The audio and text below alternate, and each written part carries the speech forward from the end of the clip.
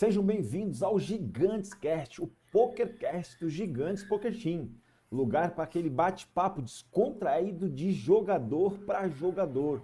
E o nosso entrevistado de hoje atende pelo nome de Mauro Henrique, ele tem 27 anos, nasceu e mora em Dourados, no Mato Grosso do Sul. Acreditem, o cara tem 27 anos de idade, joga pôquer há 18 anos. Acumula um lucro na carreira online de 180 mil dólares. Não é brincadeira não, gente. E no meio do poker, ele é conhecido como Ricoso. Seja bem-vindo, Ricoso. Obrigado por ter aceito o nosso convite. Obrigado, da Game. E pessoal, tudo bem? Sou Ricoso, sócio e jogador de Gigantes. É um prazer inenarrável estar aqui contigo hoje, Denis.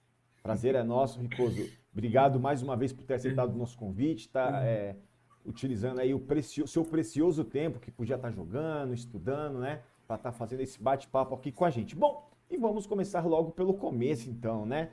Como e quando você conheceu o poker, Ricoso? Fale como tudo começou na sua vida.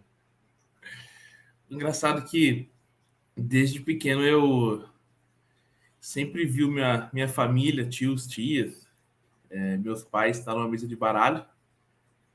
E eu, criança, ficava olhando aquele monte de adulto no meio de uma mesa com baralho, ficava curioso, E a mesa de baralho dos adultos ali era tranca, cacheta, alguma coisa assim. Não era poker já ou não? Na família?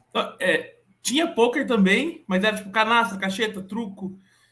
E o poker tava no meio. Ah, E também já assim, tinha poker já entre as já tinha possibilidades. poker. O que eu achava mais curioso do poker do que a canastra ou qualquer outro jogo é que tinha as fichas e todo mundo ficava se olhando, sabe? Ficava se encarando. Na canastra não tinha isso.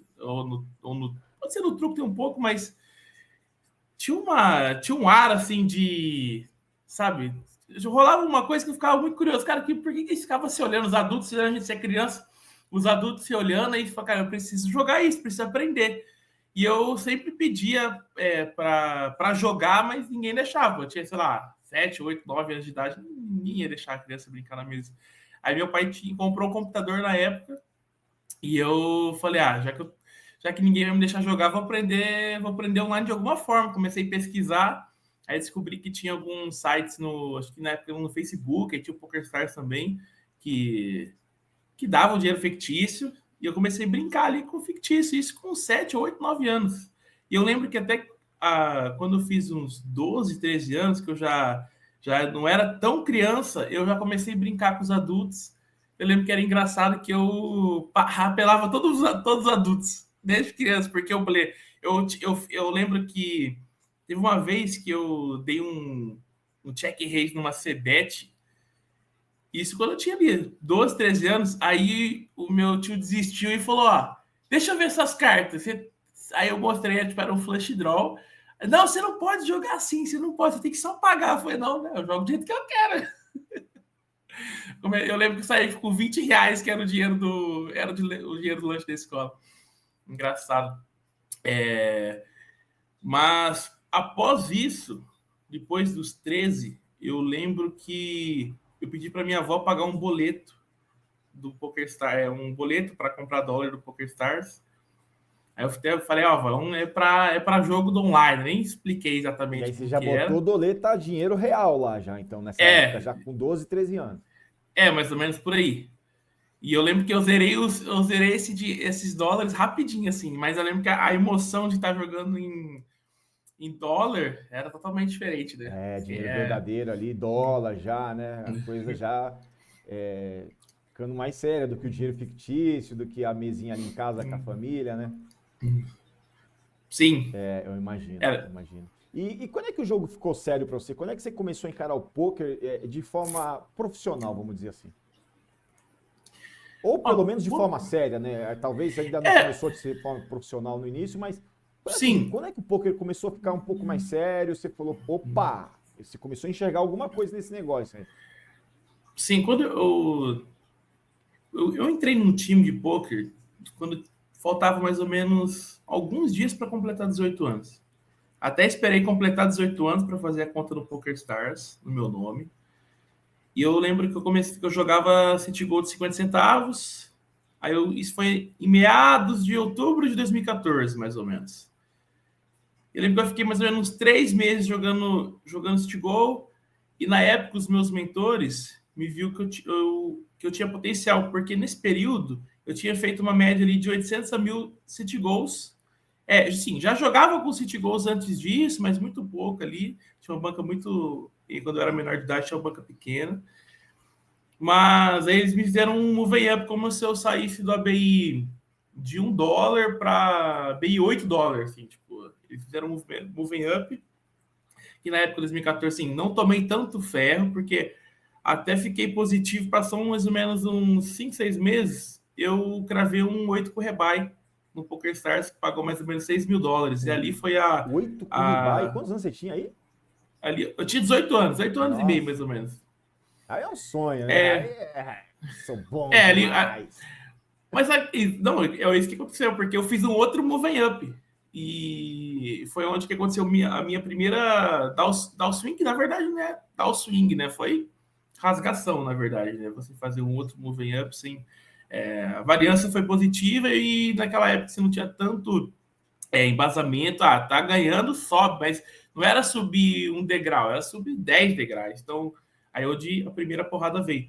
Mas, Ricoso, assim, só te voltando. interrompendo rapidamente, caso pode ser que o nosso público tenha alguém que não está acostumado com o nosso linguajar, então eu vou explicar aqui, ó. Quando o Ricoso ou eu estiver falando ABI, Average Buy-in, é o buy-in médio, né? A média de buy-ins que você paga para entrar. E quando ele está falando move up, aumentar o quanto ele paga ali para jogar, né? Aumentar os buy-ins, aumentar o average buy-in, né? O buy-in médio de jogo.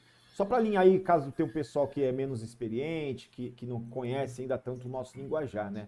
Já que essa entrevista vai estar aí disponível nas plataformas e para um público bem amplo. Ah, beleza, desculpa te Maneiro. interromper, Ricoso. Nada. Manda bala. Mas voltando à parte do onde teve o profissionalismo, eu lembro que quando eu iniciei, eu fui aconselhado a ter, isso na época do City Goal, logo que eu entrei no time, aconselhado a ter uma rotina de estudo não, de grind mesmo, de jogo. Não tinha tanto estudo assim regularmente ali, ancorando algum dia da semana para estudo, mas o meu estudo era mais review. Eu lembro que eu estudava pelo aquele Universal Replayer, tipo, eu pegava uma hand history e ficava analisando, mas era mais um papo ali que sem tanto profundidade, assim, o que os meus mentores sabiam, aí passava, tipo, eles não tinham tanta experiência assim, mas do que eles tinham já me servia Nós estamos falando de que na ano, mais ou menos? época. Que ano que era isso? Só pra gente... Isso 2014 ainda, final de 2014. 2014 ainda não 2014. tinha o solver, certo? Não, não tinha. Então os estudos eram mais na experiência dos mais velhos, vamos dizer assim, né? De quem já jogava há mais sim, tempo, né? sim. Tá, é um pouco mais intuitivo ali. Mas eu lembro que quando eu fiz o moving up do City Goal, foi muito mais pela minha a rotina que eu fiz, o que eu entreguei nos primeiros 3 meses, que chamou a atenção desses meus mentores para eu estar fazendo essa subida de torneios. Elas viram que você tinha E jeito pro negócio, né? tinha jeito. Tinha jeito pro negócio, sim. Imagino. Eu lembro. Desde os 9 anos ali já brincando, já passando blefe no tio, né? Sim. Mas assim, quando aconteceu os $6.000, isso foi uma prova que eu poderia ganhar para as pessoas, sei lá, os meus pais, minha família aqui, que não entendia muito sobre. Isso ali eu tinha 18 anos, eu lembro que eu estava cursando o terceiro ano do ensino médio, que eu, aliás, estava fazendo um supletivo, um CEJAD, que eu e foi estratégico fazer esse estudo, terminar a escola, porque eu lembro que eu estava no segundo ano do ensino médio, eu estava jogando poker já. Eu falei, cara, não quero saber mais disso. Porque assim, eu sempre fui um bom aluno na escola, tipo, de passar direto, de ser o representante da turma, mas o poker entrou na minha vida, eu vi futuro nisso na escola, deixei um pouco de lado, não deveria, não aconselho. Isso é as ferramentas que eu tinha naquela época, um jovem de 18 anos. E eu não fui para os exames finais, que fiquei em alguns exames. Falei, eu vou terminar o ensino médio no supletivo. Foi tudo pensado para eu não conseguir, para eu não ir ano que vem estudar no período da manhã pela escola aqui da dinâmica da minha casa, perto da minha casa, para eu estudar à noite, para conseguir engatar de manhã e à tarde. E porque a minha rotina em 2015 foi ali acordar ali 6 horas da manhã, eu tinha um escritório nos fundos do restaurante dos meus pais, eu engatava ali próximo às 7h, 7h30, e registrava ali até 1 da tarde, mais ou menos, se fizesse reto. Após isso, se acabou 3, 4 horas ou 6 horas, a mais à noite eu ia para a escola fazer o supletivo. Em 2015 eu tinha um poker, tinha um estudo, aí eu terminei o estudo, mas foi um ano muito bom pela forma como foi. Eu lembro que eu fiquei mais ou menos uns $15 mil up naquele ano. Fiz um bom saque em dezembro de 2015, mas já tinha uma rotina de um profissional ali, de muito mais de jogo do que de estudo. Se eu tivesse as ferramentas do que eu tenho hoje naquela época, as coisas iam acontecer muito mais rápido, acredito. Aproveitando, você tinha um escritório no fundo do restaurante dos seus pais, né? Muito comum no meio do poker, os jogadores teriam algum problema ali com os pais, o entendimento da família. E imagino você, os pais comerciantes, com restaurante, Ricoso deveria estar atendendo as mesas, devia estar ajudando a lavar prato, e o Ricoso estava no computador o dia inteiro jogando. Existe algum estresse familiar, alguma parada, assim? Pô, como é que foi essa relação aí inicial com a família e com o poker? Acho que o que acredito que tem mais a ver com a minha característica de ser um filho que nunca deu problema, sempre foi um filho que trouxe alegria para casa, no sentido de, pô, nunca fui envolvido com nada de errado que os adolescentes ou os jovens, sei lá, chega à noite em casa, ou bebe muito, ou alguma droga, alguma coisa desse tipo. Sempre fui um filho que foi exemplo em casa, nesse sentido. Então, qualquer coisa que eu fizesse, eu sempre tinha uma boa conversa, uma boa comunicação com meus pais, e isso foi crucial. Como que é o poker? Não é o problema é o poker, é o Mauro Henrique, o Ricoso, que, pô, vamos escutar o que ele está falando. Acho que tem a ver com a característica da pessoa. Quando eu falei do poker, meus pais, não entendo muito bem, mas vamos sentar aqui, vamos conversar. O que você pensa sobre isso? Porque foi até, aliás, em 2016, quando eu comecei a faculdade ingressei na faculdade de Direito, fiz ali uns 2, 3 meses, não terminei nem um semestre, e meus pais viram que eu estava jogando pôquer, iniciei a faculdade. Meus pais viram que não estava muito... Pô, o que está acontecendo? Eu sempre sou um cara muito alegre, um cara muito para cima. O que está acontecendo com ele? Está mais no quarto dele, está mais quieto. E, filho, vem conversar. Conversa com o pai, conversa com a mãe. O que está rolando? Aí eu abri o jogo para eles. Eu queria não fazer a faculdade e queria continuar com o poker. Qual a opinião de vocês? Eles foram, para mim, foi ali crucial, porque meu pai e minha mãe deram a benção. Deram a benção para mim, falaram: o que você escolher, eu vou apoiar você. Aí eu Poxa, falei. show de bola, Aí cara. eu lembro que eu fui até na faculdade no mesmo dia para despedir da galera que eu tinha iniciado ali uma amizade, ou tinha um colega que queria lá dar um alô pro pessoal, e toquei o barco. E foi até do ano, foi muito pelas ferramentas que eu tinha, tive um ótimo ano. Lembro que eu fiquei próximo ali de uns $33 mil positivo, uma média de inscrição de mais de 1.000 torneios assim, né? Torneios micros, o Citgo por mês. Foi um ano importante ali para dar sequência. Se eu não tivesse esse ano, acho que dependendo, eu poderia ter feito faculdade a outra coisa e tal. Foi bem Mas o importante. coração mandou mais alto, desde já quero aí parabenizar seus pais pelo respeito da sua escolha, né, cara? É muito comum pais médicos quer que o filho seja médico. O filho quer ser advogado, cara, mas tem que ser médico, o cara não leva jeito. Pô, parabéns, cara, assim, muito feliz em ver os pais, assim, respeitando, né, a sua decisão. E tá aí, né, cara, uma carreira sólida. Parabéns mesmo, de qualquer forma. Vamos lá. Quero mandar um beijo para André e para Mauro, um beijão para eles. Eu amo eles. Parabéns para eles, cara. Parabéns mesmo. Espero que eles vejam e estão de parabéns por respeitar a sua decisão. E aproveitando, Mauro Henrique, de onde vem Ricoso, cara? Explica aí, explica o seu nick pra gente. Ricoso, a minha avó me deu esse apelido. Não sei de onde ela encontrou, assim. Tá explicado o sucesso, então, da conta, né? É apelido de vó, velho. Não tem como não ser bom, tá ligado? É impossível, né? Então, eu lembro. O Nick já nasceu pra irritar, tá ligado? Não tem como. É apelido de vó. Você esquece. Esquece. Eu lembro que eu tinha passado pelo. Quando eu fui participar do primeiro time, era um time aqui da minha cidade. Eu lembro que eu fui até na casa de um dos donos do time, fiz uma entrevista.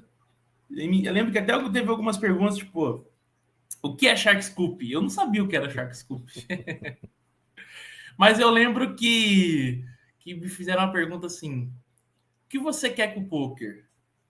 E eu respondi, eu quero ser igual o André Acari. Porque o André Acari, na época, era o meu... Na época, em todas as épocas, exemplo, né, cara? Não em todas as épocas. Em todas as épocas, né, cara? Com certeza. E eu lembro que foi até isso que foi um dos pontos importantes para eu ser selecionado. Porque, normalmente, quando a pessoa... o que você quer com poker? Eu já fui no mais alto possível. Eu não falei assim, eu quero ganhar X por mês. Eu falei, não, eu quero ser igual o André Acari. E me mandaram notícia, parabéns, você foi selecionado. Aí se perguntou se eu queria já jogar no mesmo dia. Eu falei que sim. Eu não tinha conta no meu nome no PokerStars. Ele falou, se você criar conta e agora, eu tava na minha avó com o notebook, e eu pensando no nick, eu olhei para minha avó, aí eu falei, Ricoso. Aí foi Ricoso. Não tem como dar ruim, cara. Olha aí o nome, Ricoso, mano. Rico. É um nick já que nasceu pra irritar, tá ligado? Aproveitando falando em hit, qual é o seu maior hit na carreira, Ricoso? Como é que foi? Conta pra gente. O maior hit foi... Engraçado que não foi no online. Não foi no online? Não foi no online. Eu fui num torneio live. Isso foi em meados de 2018, ali em agosto ou julho. Eu fui convidado para jogar um torneio mais ou menos a uns 100, 150 quilômetros aqui da minha cidade. Foi até no Paraguai, que eu moro aqui perto da fronteira. Eu tornei a inscrição, era ali de 600 com rebuy e adicional. Era um evento de 3 dias assim, né? Já estava rolando esse evento durante a semana. Eu cheguei no último dia 1, classifiquei o dia 1 para o dia 2. Joguei o dia 2, fui para o dia 3, 30 left, cheguei short, fui conseguindo fazer manutenção de stack. Chega na semifinal, eu fiquei top 2 ali de ficha na semifinal, rolou, deu tudo certo. Quando chegou a mesa final, foi uma das melhores, que eu lembro que até eu tinha ido um ano antes no BSOP, acho que foi no BSOP Millions. E eu lembro que a entrada da mesa final do BSOP Millions me tocou demais, assim, a música, o ambiente. E eu assistindo, eu falei, um dia eu tenho que viver essa experiência de entrar numa mesa final, de torneio live, uma mesa final importante. E fiquei com isso na cabeça. Aí passou nem mais ou menos 6, 7 meses, me chamaram o meu nome lá. Eu entrei em 3 de 9 na mesa final, falaram a quantidade das minhas fichas, falaram Ricoso, e entrei com uma música muito motivacional, meus amigos que aquele clima absurdo, né, cara, de uma absurdo. É absurdo, imagina, cara. Dá até um negócio assim, só de imaginar, cara. Absurdo. A música foi você que escolheu ou era uma música do evento? Não, era a música do evento. Não, eu tinha colocado Rock Balboa. E na mesa final, o que mais... É engraçado, porque eu já tinha ali mais ou menos uns 3 anos de experiência com poker online. E eu não ficava olhando os prêmios. Eu lembro que eu estava só querendo ficar focado nas ações. E quando rolou o three-handed, eu tinha menos ficha que os dois. E pedi deal. Entramos em um acordo.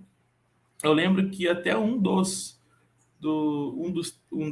dois, ele deu um pouco a mais para mim. Tipo, era um deal que não existia, tipo, porque o primeiro pagava 150, o segundo 96 e o terceiro 52. Reais. Eu fiquei com 80 reais.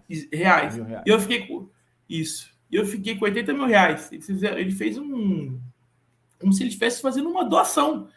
E eu lembro que o nome dele é Júnior, ele era até dono de algum clube de PP Poker.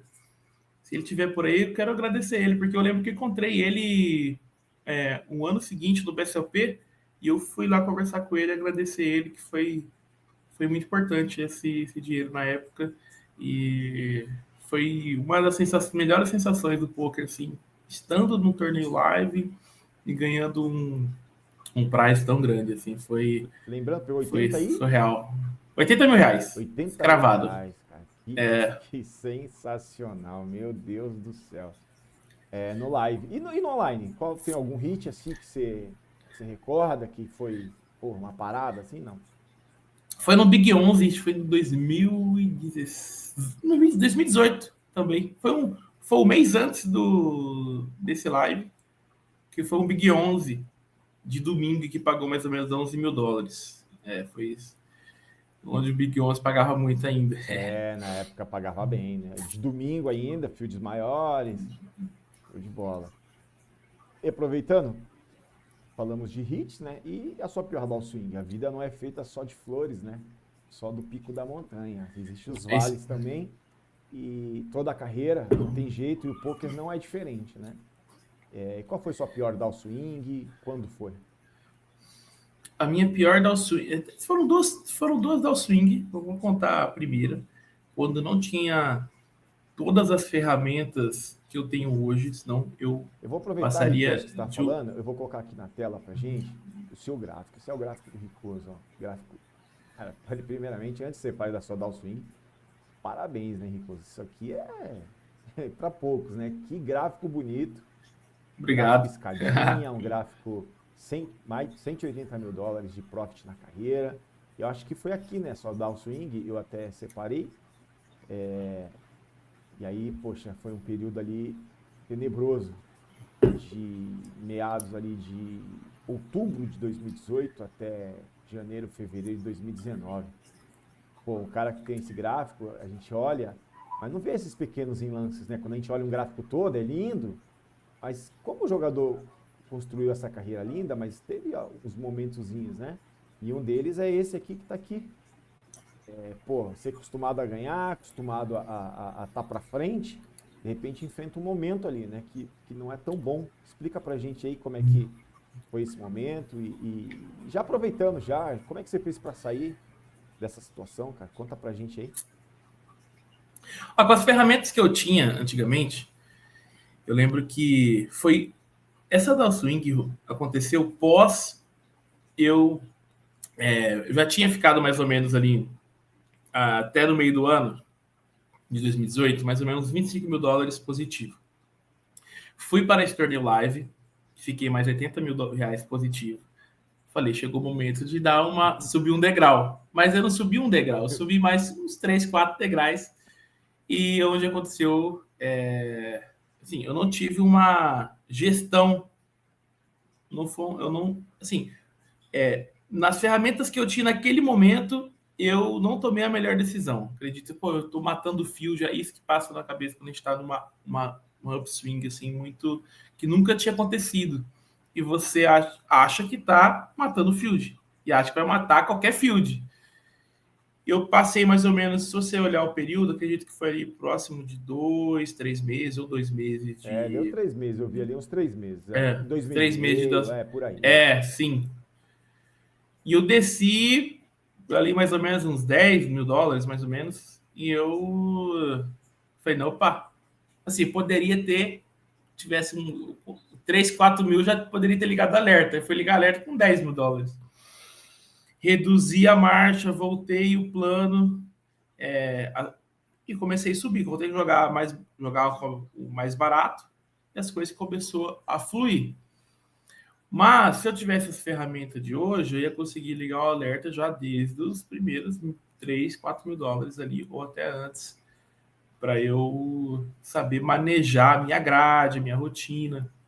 Então a gente pode Isso resumir é, que a Soldado Swing, uma parte é assim, excesso de confiança, subiu mais do que numa velocidade maior do que seria a natural de um jogador de pôquer, e aí sim, naturalmente enfrentou uma down swing. sim.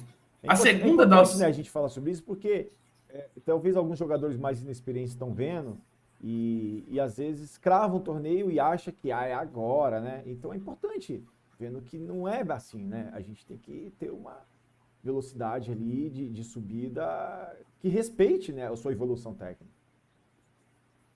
Sim, exatamente.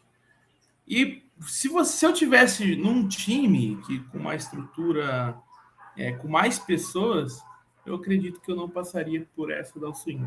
Sim. Foi o que aconteceu ano passado, que eu estava jogando uma bag ali de 12 dólares, mais ou menos.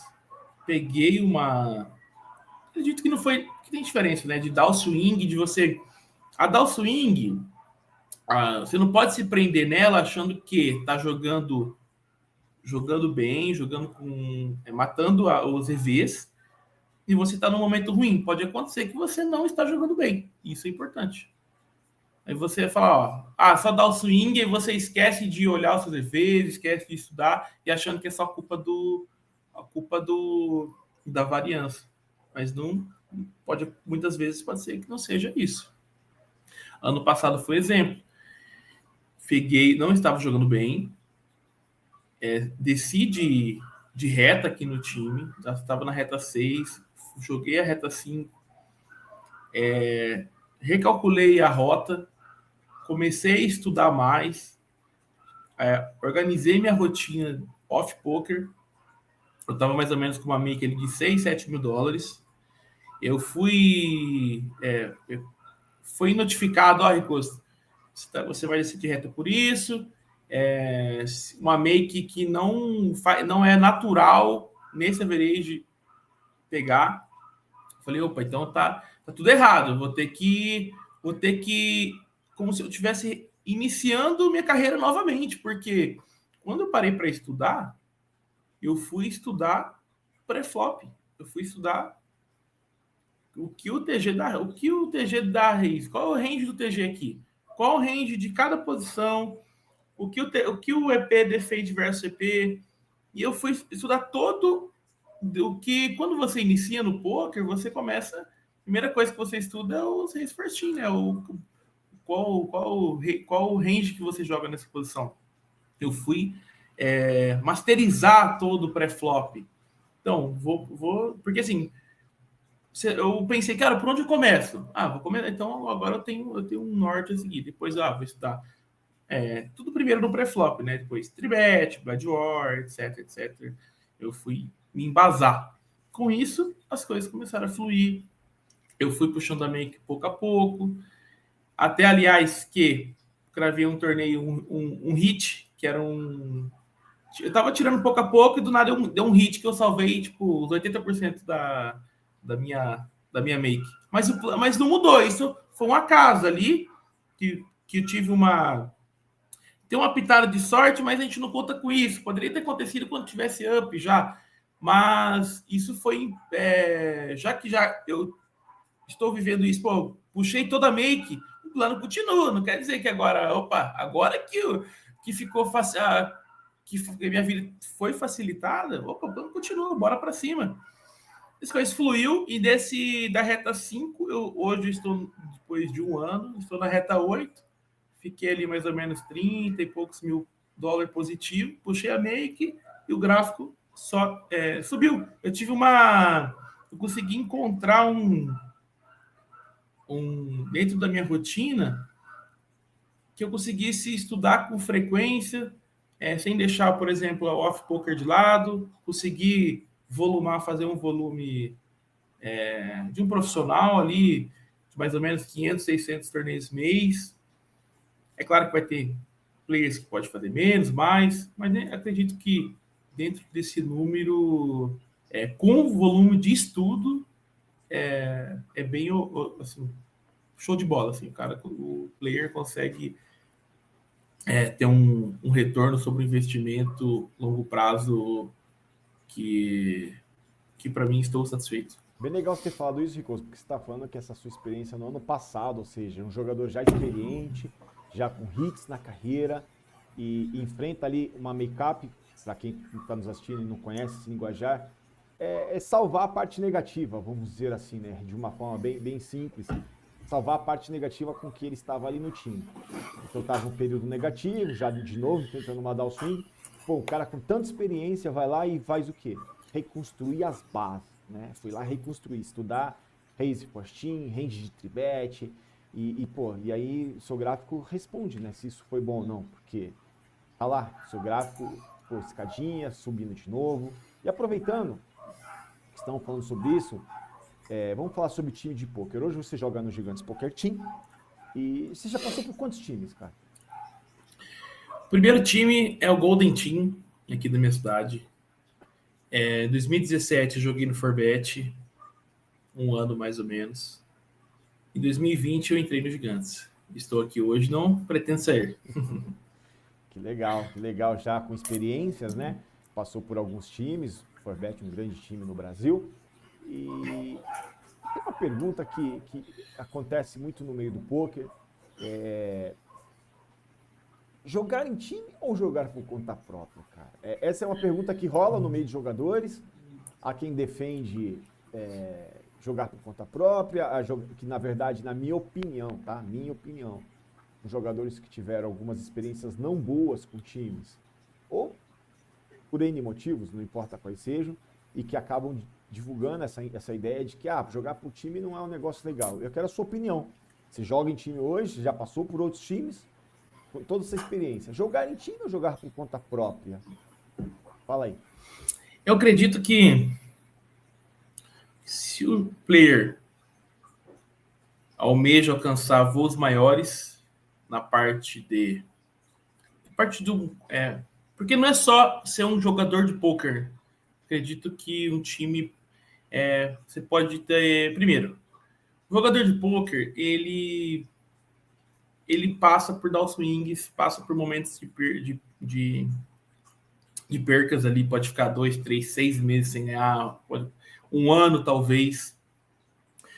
E se você não tiver um bom rede de apoio, ou uma reserva, ou se você não tem uma sociedade de um time, se você não tem um trabalho dentro de um time que vá te proteger financeiramente, você sozinho, aquele ditado, uma andorinha não faz verão. Se eu estivesse sozinho, eu acredito que eu vou pegar para estudar sozinho aqui. Tipo, imagina, não existe, acredito que não existe nenhum atleta de alto nível, ou que não seja ali, pode ser, não precisa ser de alto nível, que consegue caminhar sozinho. Imagina lá o Neymar. Você acha que o Neymar construiu a carreira dele sozinho? Ou qualquer jogador sempre vai ter um suporte por trás. E o poker não é diferente. A gente não fala que o poker é um esporte da mente, porque você irá escolher a jogar, a colocar a tua carreira, assim, sempre tem uma casa, sempre tem um cara, jogou sozinho, juntou um grupo de amigos, mas no time você consegue caminhar mais rápido, a passos largos. Então tem coisas que vai chegar para o player que está jogando sozinho depois de 1, 2 anos, se ele tiver normalmente o jogador que está jogando em time, ele joga junto e faz um network junto com os players do time. O cara que está do time, ele não vai ficar passando, pode ocorrer, mas não é a mesma coisa, né? Tipo, eu contigo, imagina nós fôssemos separados. Você por conta, eu por conta. A gente não ia ter toda essa... estávamos nem aqui tendo a oportunidade de ter essa conversa, fora as amizades que você faz, as experiências que você... Bom, você é de São Paulo, eu sou do interior do Mato Grosso do Sul. O tanto de contato e de pessoas que eu tenho aqui no time, fora que hoje temos o Kaká Gustavo Kaká, se eu não tivesse aqui, não ia ter a oportunidade de assistir a aula do Kaká Gustavo, um player que joga uma veredba em 4, 5 vezes, tem mais experiência que eu em parte técnica, jogando sozinho, ia ter quem eu ia estar. Porque normalmente o player que é do time, normalmente ele não tem tanto tempo para ensinar, você é meu amigo, vou te ensinar aqui. Não tem muito disso, acredito. Então, o player que está jogando por conta, eu acredito que ele está perdendo tempo. Vai estudar assim, vem para os gigantes, né? Tipo, vem ver a nossa estrutura aqui, basicamente. Eu concordo plenamente com você, Ricoso. O engraçado, né? É porque a minha visão é que as pessoas não encaram o poker como uma profissão. E isso aqui é uma... Tudo bem, há quem encare como um hobby. E tá tudo bem, tá tudo certo, né? Ele não vive disso. Mas o engraçado é que há pessoas que querem viver do poker, não trabalham com outras coisas e querem levar de uma forma qualquer. Por exemplo, um advogado, cara, ninguém pega um livro e fica estudando direito e se forma em direito, tá ligado? Eu li sozinho. Ele precisa de professores, cara. Precisa de pessoas mais experientes que vão trazer ali insights para ele na profissão, na engenharia. Nos esportes, Roger Federer, cara, ele tem um técnico, tá ligado? Djokovic, ele tem um técnico. São estrelas. Fico pensando, esses caras de repente podiam jogar por conta. Não, eles têm um técnico, eles pagam um técnico para estar ali dando algum tipo de apoio, suporte e técnicas para ele. No poker não pode ser diferente, né, cara? Assim, por que não estar com pessoas mais experientes, nos passando os conhecimentos, mostrando o caminho de uma trilha que eles já passaram, né? E a gente quer passar por essa trilha. Eles já sabem onde tem umas pedras ali no caminho, onde vai ter uns empecilhos. E essa é a dica mesmo, né? Eu acho que eu concordo com a sua opinião, que jogar em time é muito melhor, mas existe esses pontos, né? Algumas pessoas ainda acreditam que sozinho vão evoluir, e eu também não acredito que vão evoluir, pelo menos na velocidade que uma pessoa que está em time evolui. Você entendeu?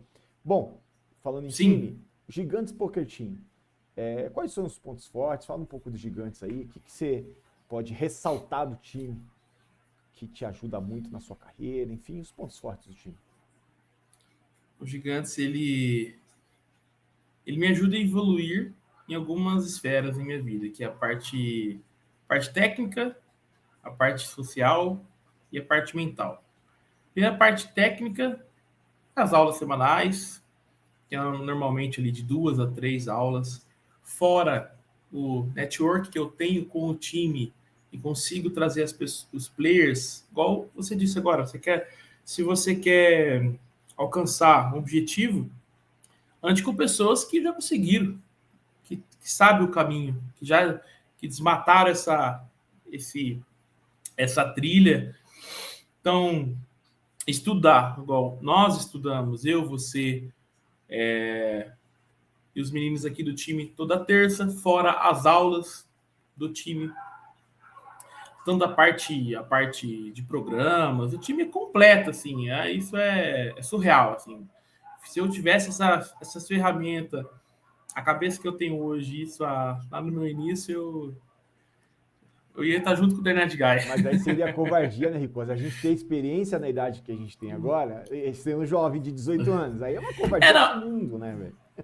É que eu vejo os jovens de hoje aqui no time, eu falo, cara, vocês têm ouro na mão, vocês estão fazendo corpo mole, meu Deus. E essa é a função sua, né, que é mais experiente, tá gravando esse vídeo, tá ensinando e mostrando que,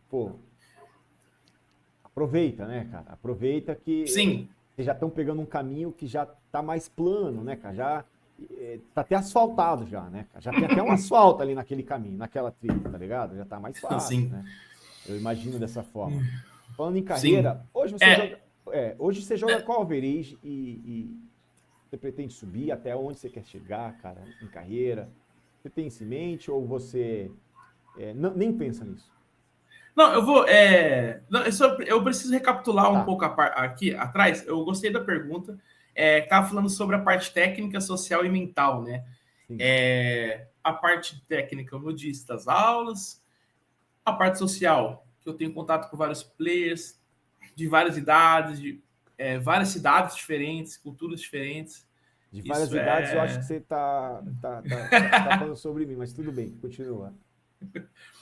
E a parte mental, que nós do time, eu faço psicólogo esportivo do time.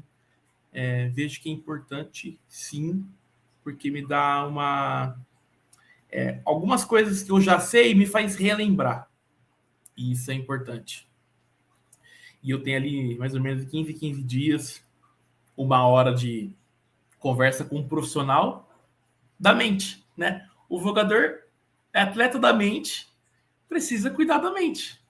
Isso que é engraçado. Básico, né? Básico. Eu concordo. E, e também os workshops que reunimos o time para conversar, por exemplo, teve um workshop agora ontem para falar sobre o W Cup, perguntando para os players o que eles iam fazer durante essa série importante, que desde eu me conheço como jogador, sempre ouvi falar de W Cup, onde tem os melhores prêmios, o que fazer no período W Cup, e rolou essa resenha saudável. Bom, sobre o average buy-in, hoje eu jogo average de $20, mais ou menos ali, 18, 20, 21, depende da sete, mas não vai fugir muito de $20. É, estou satisfeito no momento de hoje com a técnica que eu tenho, estou no degrau certo, o time gere muito bem a minha carreira, acredito que pelas minhas experiências, aquela da swing, não, assim, aprendi que o erro não erro mais. Então, eu vou subir os degraus aqui do time. Aqui no time tem 14 retas. Na reta 14, o average buy-in ali é mais ou menos de $60, acredito. Que aqui no time temos alguns players. Eu estava dando uma estudada na average deles do Shark Scoop. Eu falei, então aqui a minha meta aqui é jogar até reta 14. Primeiro tem que passar para 9, para 10, não, isso é importante, não pular os degraus. Só se você for o fenômeno do poker ali, que os EVs, mas dentro da minha realidade, eu estou jogando a BI 8, 20 na reta 8, pretendo jogar a BI 60 ali, mais ou menos, que é a última reta do time. E caso eu for escolher jogar o average maior, aí vai depender do momento que eu estiver naquele momento. Porque a average 60 você já tem se você já tem um bom retorno financeiro. Então, é que você fez uma pergunta sobre médio e longo prazo, acredito, né? Não, vou fazer ainda. Exato. A ideia é chegar lá. Vamos lá. Vamos lá. A ideia é chegar lá. A ideia dos average mesmo é porque eu converso com jogadores às vezes e eu conheço jogador que não almeja subir average, joga average 10 e quer continuar jogando average 10 o resto da vida, acha que achou o seu nicho, vamos dizer assim, né? Há jogadores que pensam em subir de average, mas de repente chegar ali até o 20, onde você está hoje, e de repente parar por ali. Por isso que eu te faço essa pergunta, né? Porque tem gente que nem pensa, fala, não sei, eu vou jogando, o time vai me evoluindo e eu não penso onde eu quero chegar, né? Por isso que eu te fiz essa pergunta, se você tem um norte, né? Onde você fala, eu quero chegar ali. E aproveitando falando sobre isso, quais são suas metas, assim, de médio e longo prazo? Eu, pessoalmente, eu costumo, assim, eu quero me imaginar, quero saber se você se imagina daqui a 10 anos. Onde você vai estar no poker daqui a 10 anos, entendeu? E Entendi. aí, de repente, onde você vai estar no poker daqui a 5 anos, onde você quer estar no poker daqui a 5 anos e onde você quer estar no poker daqui a 10 anos.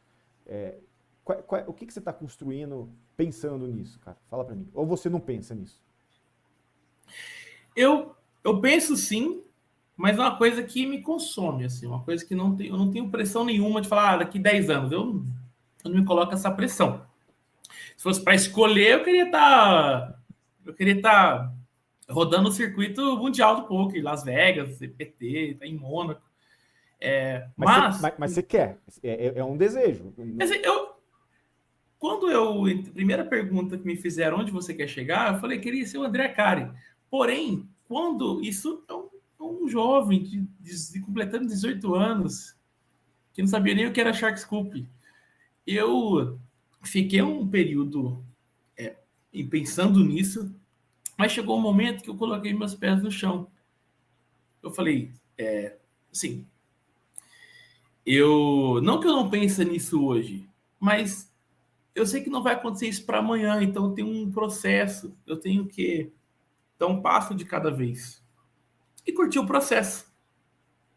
Mas sobre 5 anos, pode ser que em 10 anos porque assim, eu tenho mais ou menos, vai fazer 10 anos que eu tenho a conta do Ricoso, né? Comecei a jogar assim, Citigo 50 centavos no final desse mês. Mas eu me vejo em 5 anos jogando poker numa reta cara, num average bem caro ali e batendo field. Primeiro eu tenho que escalar e me manter. Esse é o plano. Escalar ali até a reta 14, no average 60 e me manter nela sendo um dos melhores regs do field. Esse é o plano a médio prazo.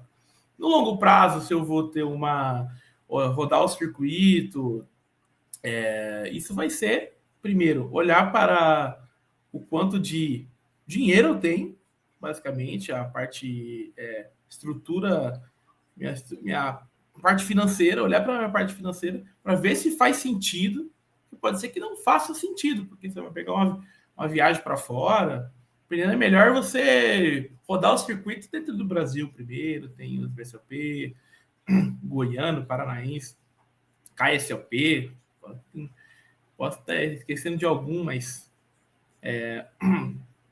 pode ser opcional também, não é um problema. Eu chegar e quando 10 anos atrás falou, agora você está com dinheiro, você não está rodando nada. Eu nem sei como vai estar a minha prioridade da minha vida, né? As ideias mudam, né? As ideias mudam. As ideias mudam. Mas assim, se fosse para escolher, eu escolho estar viajando e jogando poker. Quem não sonha com isso? Desde quando o cara está iniciando no poker, ele olha os players que estão no topo fazendo isso e fala, cara, é essa vida que eu quero. Mas também não é assim no preto no branco, né? Não é para todos. Acho que isso é importante. Você pensa, falando em carreira, você pensa em aposentadoria, em parar no poker? Tipo assim, atingir um profit na carreira, uma quantidade de grana que você fala, bom, a partir de agora eu parei, não vou fazer mais nada, vou jogar dominó na pracinha, sei lá, fazer alguma coisa, andar na praia. Você pensa nisso ou você pensa em continuar forever, diminuir, lógico, o volume, o ritmo, mas como é que você pensa sobre isso? Poker e o resto da vida, vamos falar assim, né? Eu acredito que poker eu vou jogar pro resto da vida. Eu me vejo com 80 anos lá jogando poker e contando a história. Mas questão de ser um cara que voluma mensalmente, eu acredito que isso vai diminuir. Dependendo, você pode ser instrutor do time, ser professor do time, isso vai diminuir o teu volume, mas você vai estar sempre envolvido com o poker.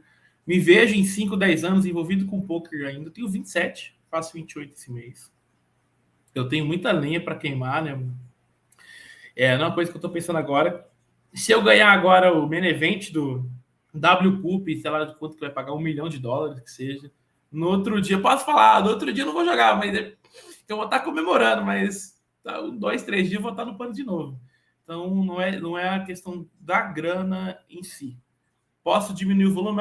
Hoje eu estou fazendo 500, 600 torneios no mês, cravou $1 milhão. Agora eu vou frear um pouco, vou jogar 400 e vou estudar mais, porque perdendo eu quero subir um degrau. Foi uma coisa que aqui no time que aconteceu. O Renato Gomide, um dos nossos instrutor, ótimo instrutor, eu adoro as aulas dele. É surreal, assim, o que o Gomide traz para o time. Ele ganhou um torneio agora, cravou um torneio, se cravou, pegou um ótimo prize de mais ou menos $70 mil. Eu fiz a pergunta para ele, o que mudou agora para você? Você vai subir o ABI? Aí ele falou, ó, agora, sim, ele vai dar um passinho, para um passo só. Ele não vai dar 5 passos ou 10. E ele ficou positivo, tipo, $70 mil. Acho que o average buy-in dele, acredito que não sei se é na casa dos 40 ou 50, se eu não me engano, pode ser menos. E ele vai lá e dá um passo. Tipo, eu lembro que ele falou assim: ó, eu jogo 150, eu jogo $150 no final de semana, agora eu vou pegar durante a semana. Ele deu um passinho. E talvez se ele pega uma make, ele volta para trás. Tipo, não é a questão do dinheiro em si, né? Mas sim da tua capacidade técnica. Mas essa é a escolha. Então, o time, eu vejo que o instrutor fazendo isso, ele me dá um exemplo de, cara, se acontecer com você e vai acontecer, faça isso, que não vai ter erro. Parabéns, cara. É, Eu penso dessa forma. Eu te fiz essa pergunta porque eu vou sempre fazer essa pergunta para jogadores, porque eu já ouvi jogador falar, olha, você usou um exemplo claro. Eu já ouvi jogador falar assim, ó, se eu cravar hoje, hitar qualquer parada de $1 milhão, eu paro de jogar. Se no dia seguinte, não for dia de folga, eu vou estar ali fazendo o que eu tenho que fazer, entendeu? Né? Mas há jogadores que falam que encerram a carreira. Isso para mim não cabe, você entende? Eu acho que fiquei feliz de ouvir sua resposta, que você pensa da mesma forma, né? Minha carreira não é dinheiro, né? O dinheiro ele é bom, ele vai vir na nossa vida, mas minha carreira não é dinheiro, né? Eu quero outras coisas na minha carreira. Eu acho que passa por aí, né, Ricoso? Sim, concordo. Vejo que o dinheiro, ele... Quando você tem o dinheiro em mãos, você consegue manejar a tua rotina diferente, né? Vendendo seu jogo ali, por exemplo, 8, 9 horas por dia, eu com dinheiro que eu imagino sobre... Porque eu não... Jogador de pôquer, não, assim, é difícil de ver, né? De pagar lá, sei lá, um INSS. Acho que o que eu penso sobre aposentadoria, eu consegui fazer minha própria aposentadoria, né? Não depender de governo, por exemplo. Mas tempo é dinheiro. Se você consegue ter o dinheiro suficiente, por exemplo, eu sei quanto eu ganho por hora jogada. Normalmente eu ganho ali R$ 100 por hora. Se eu tenho o dinheiro, sei lá, eu jogo 7, 8 horas, você vai ganhar ali de 700, 800, na média, né? Na média. Lógico, Pode ser. na média de longo prazo, Então, sim. a média e longo prazo. Se eu tenho dinheiro X aqui, o que eu posso fazer? Então agora eu não vou jogar 8 horas, eu vou jogar 6 horas. E vou fazer outra coisa. Mas eu vou estar envolvido com o poker. Não que passe algum tempo, agora eu volto a 7, 8 horas. Acho que você pode fazer essa estratégia tendo o dinheiro em mãos, basicamente, né? Porque tempo é dinheiro. Ô, Ricoso, a bandeira que o Gigantes Cast aqui levanta é poker sem reclamação. Agora eu quero saber de você. Você é um jogador que reclama muito, reclama pouco, reclama das bad beats. E o que você pensa sobre reclamação na nossa profissão aí? Assim, eu posso falar de mim que quando eu comecei, eu não tinha esse entendimento da...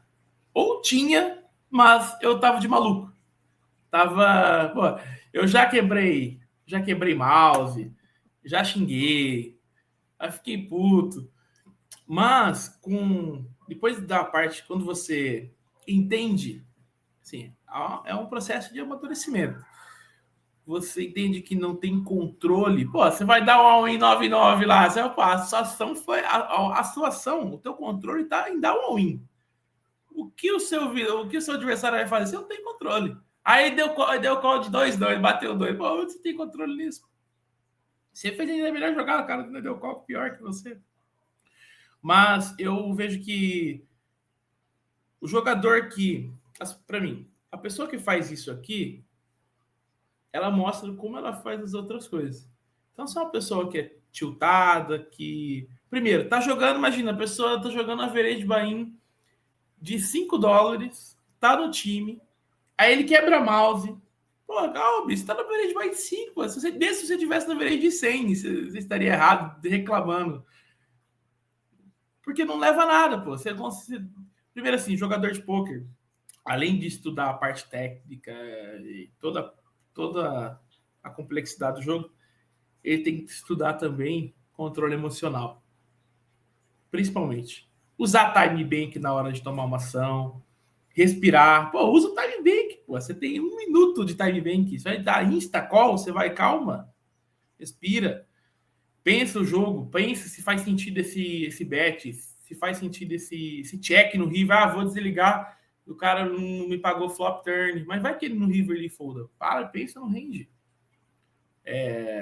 Se o jogador que tem controle emocional para tomar a decisão ali, por exemplo, cara, isso vai fazer ele diferente dos outros. Porque é natural, pô, se você pega um cara na Twitch, o cara que fez muito sucesso lá, o cara que quebrava mouse, pô. As pessoas estão familiarizadas. Eu quebrava mouse, mas xingava as pessoas. Eu não sei em que nível era, mas se era um personagem, mas as pessoas gostam, né? As pessoas se identificam. Então, até o Yuri Guy falava que quebrava mouse. Aí tu imagina, né? Então, se você hoje quebra mouse, o pessoal xinga, fica tranquilo que você tem jeito. Tá certo. Mas assim, para mim assim, o cara que reclama é o cara que reclama, porque assim, hoje a gente tem esse lema aqui no time, né? Porque a gente tem voltamente tá numa call ali com algum jogador, o cara tá reclamando, isso não é saudável, né? Não interessa, isso é o nível 1 do poker, você ficar reclamando de bad beat. Você tem que entender a matemática desde o início e acabou. Se você tá nesse nível ainda, me desculpa, você tem que melhorar muito, assim, tipo, o cara tá de sacanagem, tá de maluquice, o cara tem que. Ou assim, eu falo, o cara que fica reclamando, cara, eu não gosto que a gente reclama, fica nem perto de mim, assim, nesse nível. Porque não vai me levar a nada, só vai me deixar, porra, para de reclamar aí, meu parceiro. Tá chato pra caramba. Basicamente eu começo, engraçado, assim, porque o jeito que eu falei, eu falei até com mais. Porque é um negócio tão chato, bicho, tão chato que tem até aquela piada. Pô, o cara que vai contar uma bad beat. Ó, eu ouço por 10 e choro e me dá 20 que eu choro contigo. Sabe o que é engraçado? Me paga para reclamar. É engraçado você falar que você reclamava. Eu que te conheço hoje, Ricoso, eu sei que você é um cara absurdamente maduro com relação a isso, na minha opinião, cara. É um dos caras que para mim é referência em entendimento de que daquilo que você não controla, né? Que é as cartas que vai bater flop, turn, river e a ação do jogador. Cara, para mim você é um exemplo de cara que não reclama, que é consciente das suas ações e ponto final. E é engraçado saber que você reclamava, cara. Para mim, o Ricoso é um cara que nasceu sem chorar, tá ligado? Nunca não chorou nem no nascimento, né? Essa é a imagem que eu tinha de você, né? E bom, pô, interessante que esse processo foi um processo, na verdade, de evolução na sua carreira, né, cara? Sim, feliz por isso.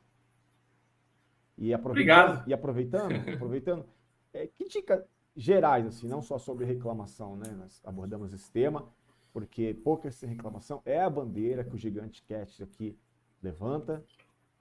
Existem motivos para isso, né? Acho que a reclamação ela contagia negativamente e não resolve nada, como você bem disse.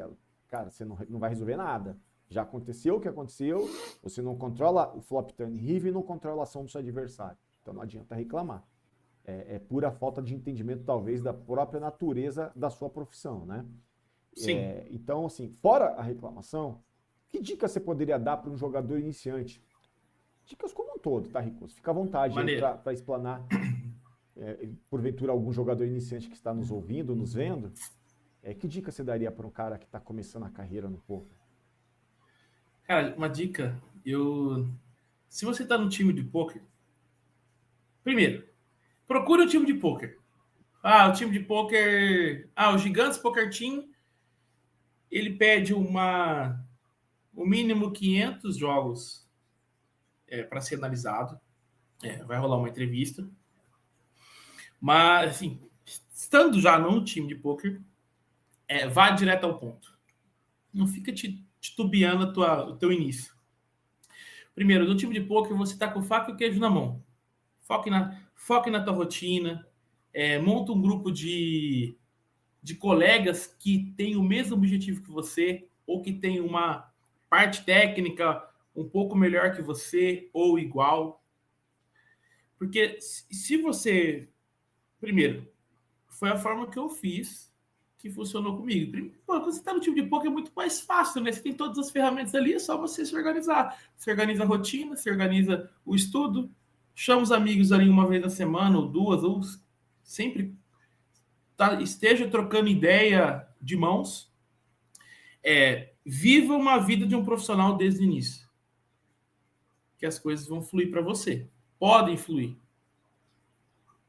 Porque não, como um esporte, isso é importante porque eu vejo profissionais falando que é só você. É claro que tem níveis, né? Tipo, se você pegar todos os esportes do mundo, vai existir um jogador lá, o Neymar, tipo, que é 0,01, que tá ganhando lá, milhões por mês, e tem o cara aqui sei lá, do 15 do Piracicaba, ganhando 2 salários mínimos. O que o Neymar fez? Cara, o Neymar, dependendo, teve no momento certo, na hora certa, o talento, o trabalho duro teve um caso que o Neymar tava viu um casal no YouTube que foi na casa do Neymar, já que já estava jogando, acho que no Paris Saint-Germain.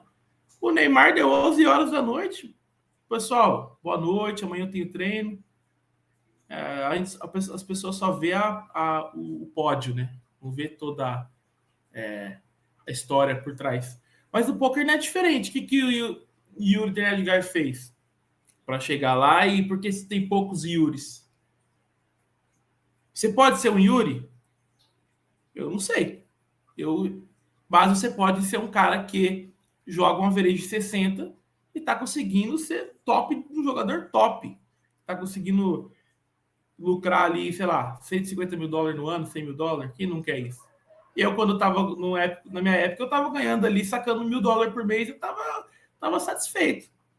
Na época, eu era um jovem de 18, 19 anos ali, 20 anos, morando com os pais sem precisar pagar aluguel ou fazer mercado, eu conseguia colocar ali 2, 3 mil reais no bolso. Estava satisfeito. Mas a pergunta que você se faz, que eu faço, aonde você quer chegar? Eu, por exemplo, falei que queria chegar numa reta 14, eu virei 60. O Yuri Denardigar vai olhar para mim e falou, esse cara pensa pequeno. Mas e aí?